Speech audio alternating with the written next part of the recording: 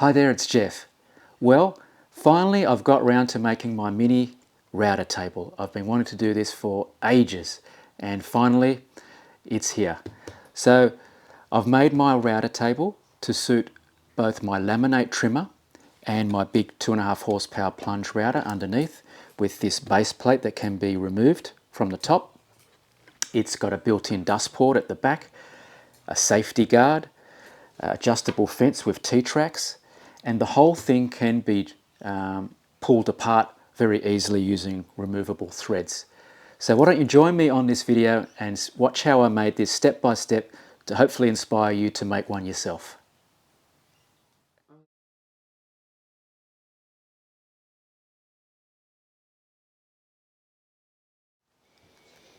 Okay, before we begin, I'm just going to run through some of the materials and things that I'm going to be using and doing for this project. To start off with, I'm going to be making this little mini router table to suit my trimmer, handheld trimmer, laminator, and my big plunge router.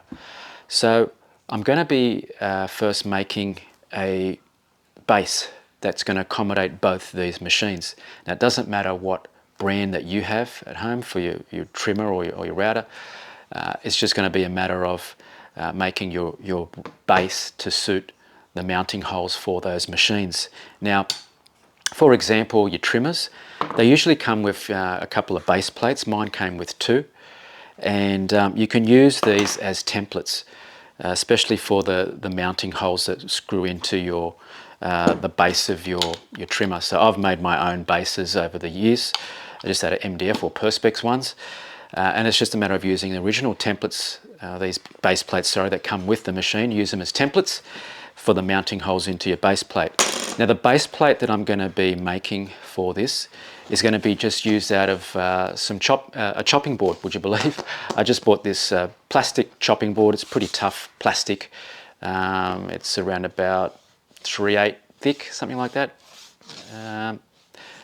8 to 10 mil thick, and I'm going to be cutting this out into a square big enough to accommodate the big trimmer, and then I'm going to be fixing locating holes that's going to accommodate for both machines.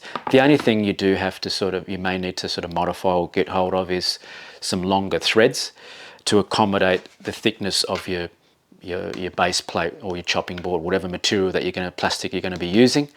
I've had to just find some longer threads which I had in the garage, the same thread that goes into the trimmers. So the base plate I'm going to be making is out of a bit of plastic chopping board. The base of my router table is it can be plywood, melamine, whatever you want to use. I've happened to use this white satin MDF board. It's got a nice smooth white satin finish to it, which is going to be nice for your material to be running on this router table. It should be ideal.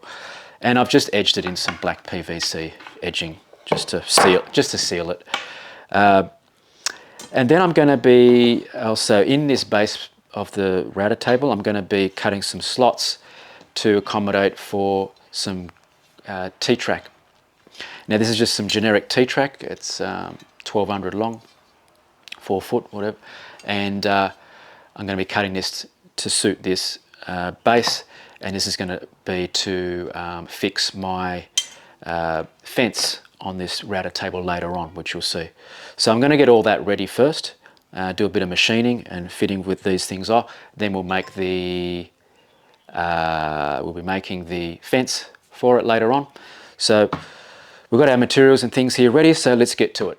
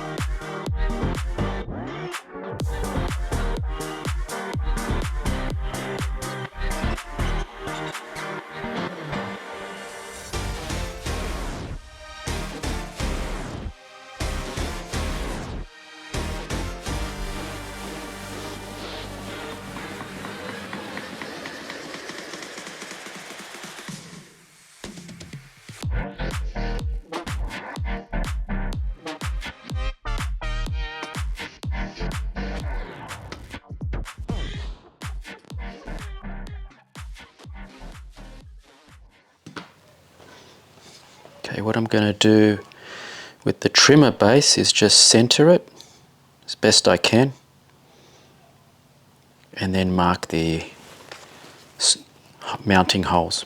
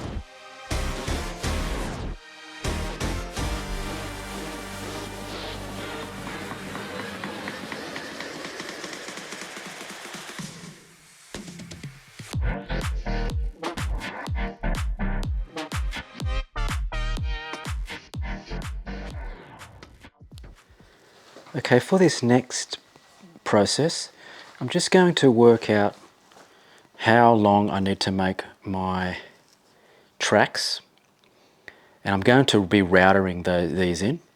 So I'm just placing my router base here on top where I roughly should sit, so that's where the center of the router bit's going to be, and this is just simulating a fence just as the right length. So if that is round about there, it means that the track only needs to come around about here. You're never going to put the fence further than the router bit, so that should be long enough. So I'm just determining the length of that, and I'm just going to mark, I think, 120 millimeters from the edge of where to the center of that track, and that's going to be my position roughly, working out where I want my T-track to come on my base of the router table.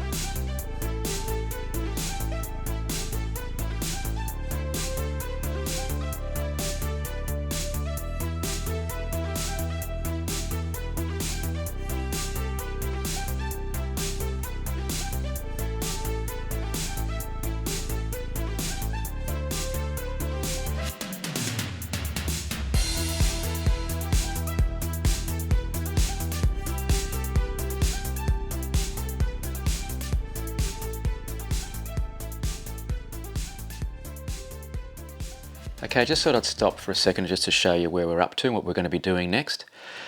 We've got our router table ready with the T-track. I've just done a center line in the center of the table there, and I've positioned my router base plate roughly where I want it in position. I've lined it up in the center with my center line. The next step now is going to be setting up a router jig so I can take out this material of the base plate, so the base plate will sit flush with my tabletop. So that's going to be the next tricky step, setting up the router jig, routering that out. Once we've done that, then we'll move on to the router fence.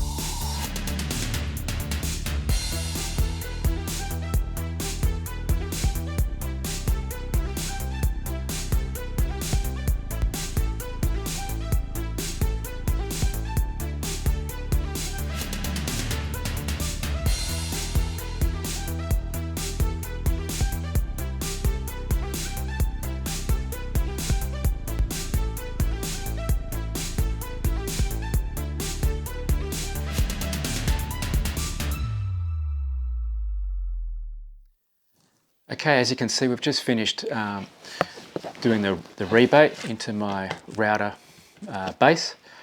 For the base plate, the only other little modification I'm going to have to do is, this is the original plastic base plate of my large router, and if you come over, if you see here, that lip there, it just needs a little bit of trimming with a jigsaw, which will allow for the router to come up through the bottom. But as for the base plate, it's a nice snug fit. I'm happy with that. That's good. So once I do that little bit of a cutout there, that's going to accommodate for the router to come up from the bottom, and then we will work on the fence for the trimmer. Okay, so the next thing to do now is to secure down the router base plate to the table. And what I'm going to do first is just drill 4 holes, 1 in each corner of the base plate, about 3/8 by 3/8 or 10 mil on each side. And I'm going to be using these countersink threads, which I need to cut down. And I'm going to be inserting these little machined screw-in threads. So I'm gonna drill into this first, and then put this in position, drill right through into my MDF, and then I'll drill a bigger hole to suit these machine screws, put those in place, and then every time I want to take this base plate in or out, it's actually with a machine thread that's threaded in and out instead of screwing it in and out, which will eventually work its way a little bit loose. But with these, it'll be a bit more secure and a bit more professional. So that's the next job.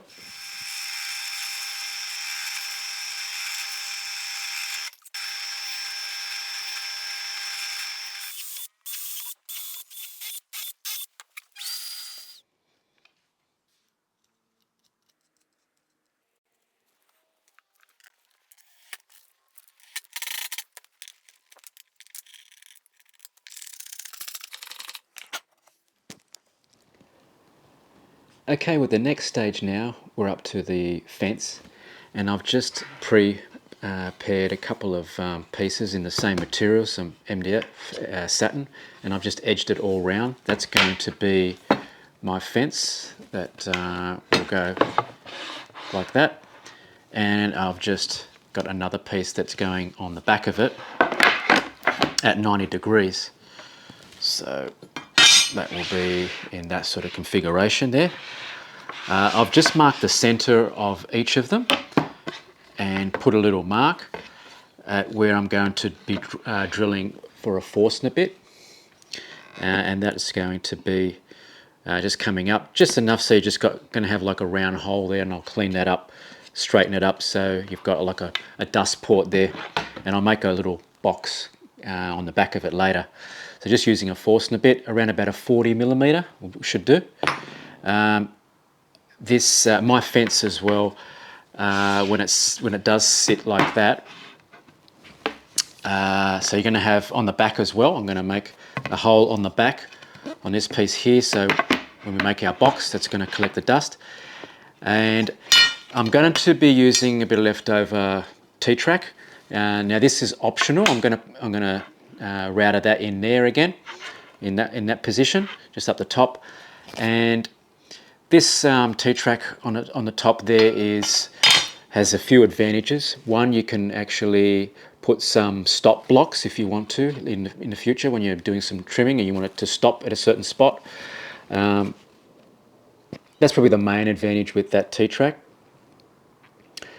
Also, you can use it to put a Perspex cover over the top, like a safety cover, just bending a little bit. You could do something like that as well with the T-track. But yeah, I'm just going to do that because I've got a bit left over with that as well. So the next step now, I'm going to be drilling with the Forstner bit, doing that. And when it comes to putting these two together, you can countersink and screw through the front, quick and easy. But I'm going to biscuit these two together, just so I don't have any screws showing on the front of this fence, and just so it sort of remains all nice and smooth. So I'm going to be biscuiting these two together and gluing them overnight. I've just made a couple of blocks that are going to fit in there like that, just to help me clamp it square. But this is optional if you just want to screw it through nice and easy for there. Then after that, we'll drill the holes that line up for the T-track, for the T-track threads. So that's the next step.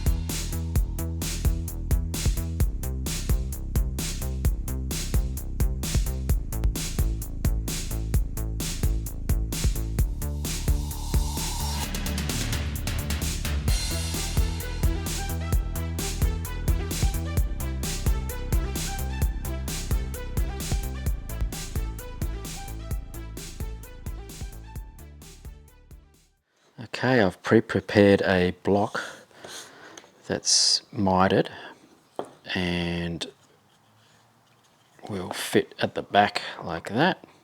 So I'm going to pre-glue that. Once that's in, I have a back plate made up with a hole, and my fitting for the vacuum hose, it's just a bit of plumbing fittings, and that will go in there like that, and all screw into place. So let's put that in now.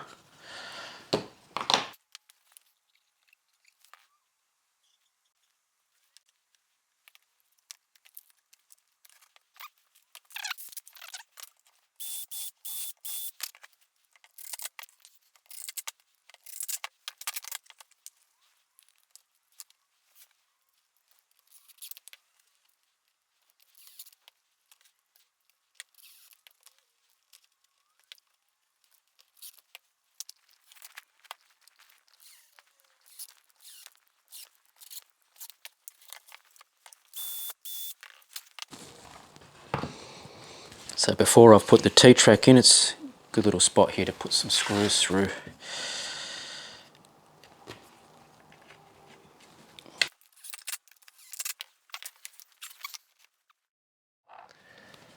Alright, so we're just about finished with this fence, or the guide rail for this router table. And what I'm going to do next is just do a couple of holes, and this is for the little star knobs for the T-track to actually clamp this fence into place. So that's just a matter of just lining it up flush with my ends, because I've made this fence the same size as the table. And I'm just going to line it up flush, and then these little 4-star knobs that I'm going to be using to clamp this down to the T-track, I'm just going to place that into position where it's going to be comfortable to turn. You don't want it too close to this back here, so you can't get your turn it properly. So I'm just going to probably put it in the middle there, just sort of eyeball it where I really want it that way. And I want to be marking the center of that T-track just putting a mark there. I'm going to square that line, and then I'm going to drill these holes to suit these 1/4 inch T-nuts. And I'm going to make the hole a little bit with a little bit more clearance than this, so there's a little bit of room to move, and that will be our next step for this one.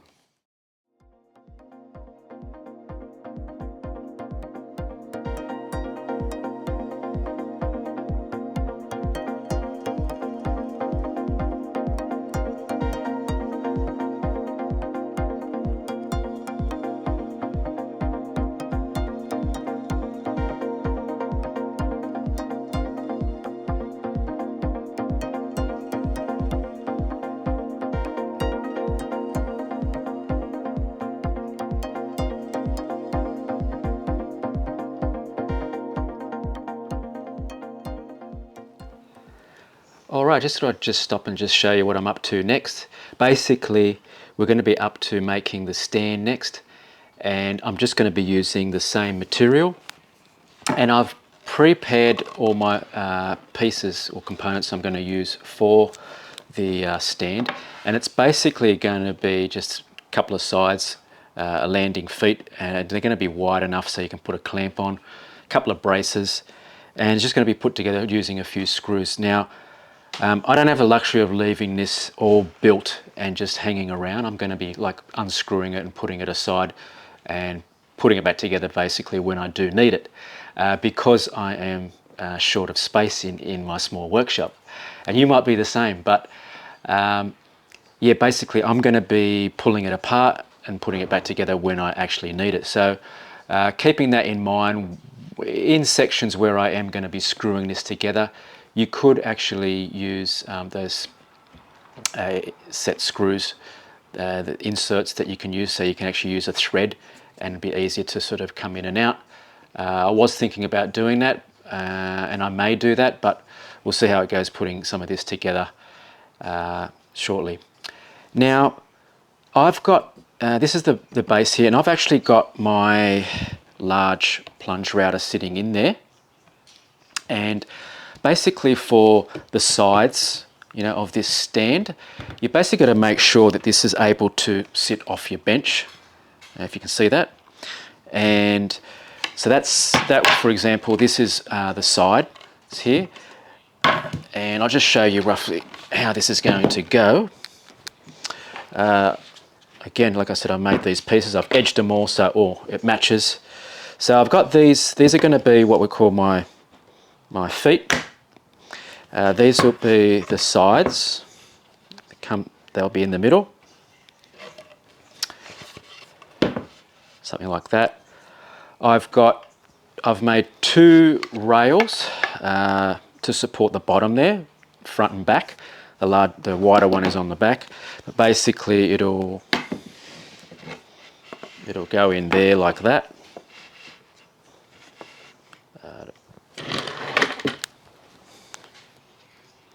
Be sitting there, something like that. This one will be sitting along the back here, doing the same job, supporting.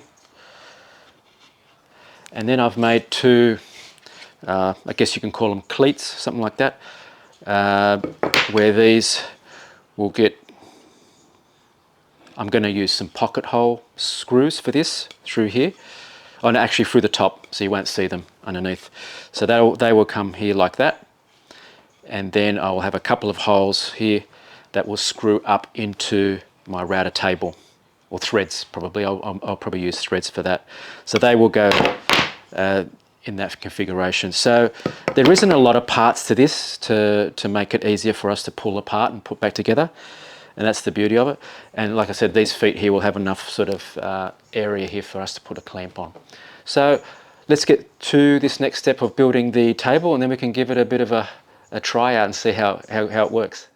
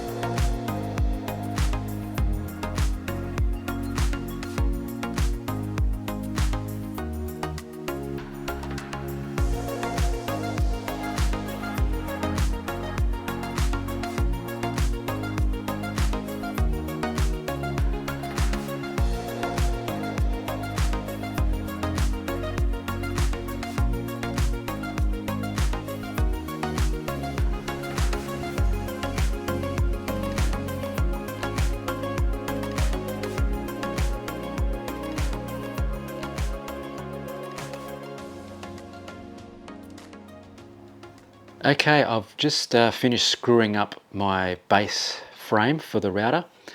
I ended up doing threaded inserts, so I can just put 6mm countersink threads through. Just make it a little bit easier when you are pulling this apart, especially if it's more than once, you know. So I've just flipped this upside down, the router table.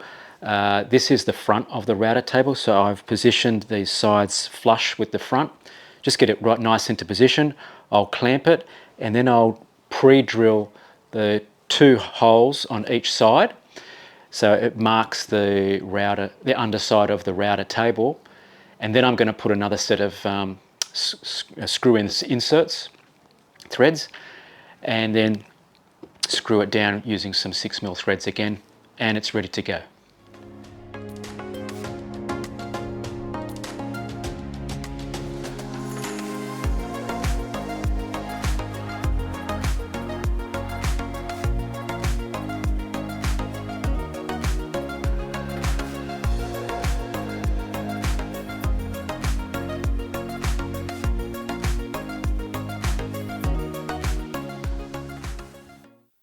Okay, I've just got my router table set up now, and I'm just going to test it out with a fancy ogre type of router bit there in some pine. The only thing I've added to is just quickly a little Perspex guard here to go over. That can go up and down. But that may not suit some of your applications, like depending on the thickness of your material or whatever, or if you put some. The other thing I do want to make is some, in the future, is some stop blocks. That's just going to be I'll just probably use the same sort of material later on, edge it with a little T-nut as well, just to, if in case you want to do some slots or something for this, and stop them in certain positions, but that's something I can do later on. But for now, let's test out this router table with an ogre bit here, and let's see how it comes out on a piece of pine. Okay, I'm just going to use a straight edge here as well, because this has got a bearing. We want to line the outer tip of that bearing with this fence. So that's how far the fence needs to move in, something like that.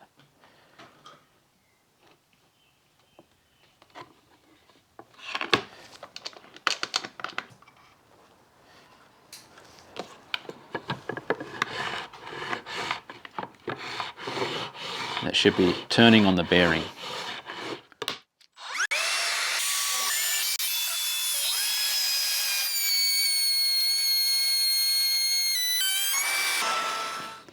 All right, let's see how that went.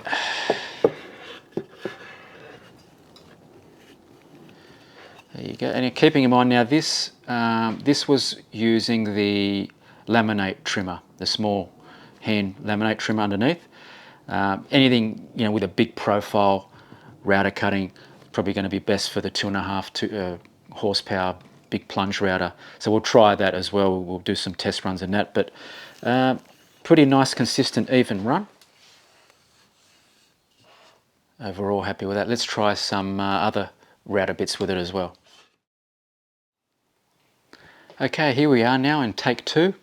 I've replaced the laminate trimmer with my big 2.5 horsepower plunge router, and I've got a dovetail router bit in there now, and I've adjusted the height in it, what height I want it, or the depth I'm going to do with this router bit, and I'm going to be running this solid bit of oak through it. I've done a relief cut in this bit of solid timber, and you can already see I've already got one dovetail slot through here already. This was actually an alternate to a timber vise, just a little bit of timber that clamps onto a bench, and you can use the dovetail clamps that slide in and out if you want to clamp something in a vertical position off your workbench if you don't have a timber vise. So you can see that in one of my previous videos. But I'm going to be running an additional slot to it, so you can actually put clamps at a couple of different heights there. So I'm going to be running that one through with this router bit. I'm just going to adjust it. I'm going to align this fence up so it's in the center of the router bit, and then I'll adjust the fence and then run it through with a single pass.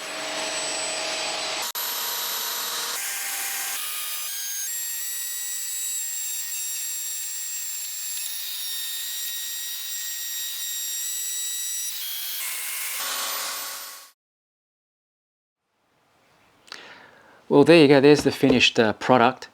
I've been wanting to make one of these for ages. I've had plenty of opportunities where I've been doing projects and I've struggled without it, and I've just been wanting to make one of these for a long time, and finally I've done it. I've had the material, I've had the bits and pieces, but I just haven't got around to doing it. So here it is. The good thing about it and the way that I wanted to make it was for multiple routers. Now I've got around about 3 routers, got 2 laminate routers, one's an electric plug-in one, one's the battery one, and I've got the big one in at the moment, 2.5 horsepower. So I wanted my router table to suit my various routers that I've got, big and small. So the small one, especially the battery one, is good just for doing quick little things. I wouldn't be doing a lot of repetitive stuff on it because it's battery operated and the battery's going to go flat. One thing you should try to check, when you are designing yours, is making sure that it's accessible from the front, and especially to change batteries in it as well. If you want to be able to change batteries, if that's your only source of laminate router, for example, or router, it's a battery operator one thing I would suggest is to make sure that the battery is accessible to remove if you do go flat. But I like my addition of the safety guard. It may not come in handy for all situations, but it is there, and you can remove it, so it's easy to use as well. The vac port is very important, having a vacuum suction. I've got the luxury of a ducted exhaust system, so I generally will run both of them on just to get rid of dust, because I hate the dust going everywhere. So as you can see, a port behind me here with a hose, I will run that, and you may have seen it in the video, I will run that into the machine or into the back of the dust port, or vice versa, in one of those, and use my shop vac in either port. So these ports are made to suit my dust collection systems, by the way. You're going to make yours to suit your own, and all I've used is just some PVC rubber fittings. I like the rubber fitting because it's soft and it's easy for my nozzle to slip in and out, and they're just from the plumbing section in the hardware store. Just easy to find. The other good thing about this router table is that it can be pulled apart. I don't have the luxury of leaving this set up like this, so I'm going to be pulling it apart, and which saves a bit of room. So that's going to be the beauty of this thing, just pulling it apart when I'm not using it, and it's easy to put back together when I do need it. The other thing I will add later on is some stop blocks to the T-tracks, so when you are doing slots in work, you can work to those stops. And the other thing that I will definitely add later on, but I've just got to figure out where's a good spot to put it, is an on and off switch. So when I do plug in my plug-in routers, they will plug into the box, and I'll have an accessible on and off switch at the front, or somewhere accessible, instead of reaching underneath to turn the machine on and off. I just don't think that's safe as something on the front. So that's probably something I will probably add to this in the future, and something to think about in your design if you are doing one. The surface of the router table, I would suggest something with smooth, that your material can just slide along a lot easier than something rough. This MDF like satin board, it's got like a melamine smooth satin coating on it, is perfect. I'm really happy with this. It's a really good surface to work on for the router table itself. I've added the edging all around on most of my parts that I could, just to save on wear and tear, and just to seal it as well. It's just to make it look aesthetically nicer, and it seals it. It really does, and stops it from getting damaged on the corners and ends from wear and tear as well. So that just about wraps up this video on my little router table project. I hope you've liked it, or got some inspirations, or got some ideas from this, and you think about making your own. Like I said, this is going to be a really good addition to my workshop, doing little things with it. Like I said, I've been wanting to do one of these for ages and got round to it. So thumbs up if you liked it, share, and please subscribe to my channel so you can keep up to date with all the latest videos that are coming out. See you in my next one.